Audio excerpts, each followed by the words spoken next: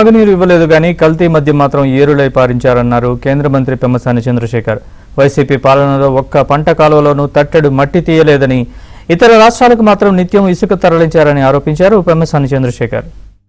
సమస్యలని పరిష్కరించి ఒక వినూత్నమైనటువంటి కార్యక్రమాన్ని చేపట్టినందుకు వారికి నేను మనస్ఫూర్తిగా అభినందనలు తెలుపుతా ఉన్నాను.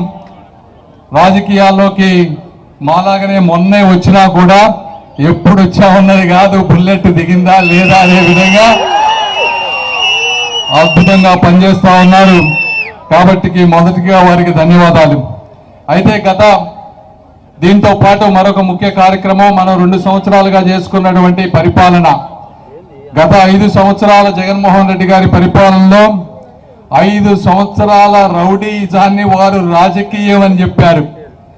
మన 2 సంవత్సరాల రాజకీయాన్ని రాష్ట్ర పురోగతికి బాటలు వేసినటువంటి ప్రభుత్వం ఈ కూటమి ప్రభుత్వం.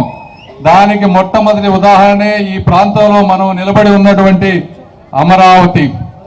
ఆ రోజు అమరావతిని ఆపాలని చూశారు.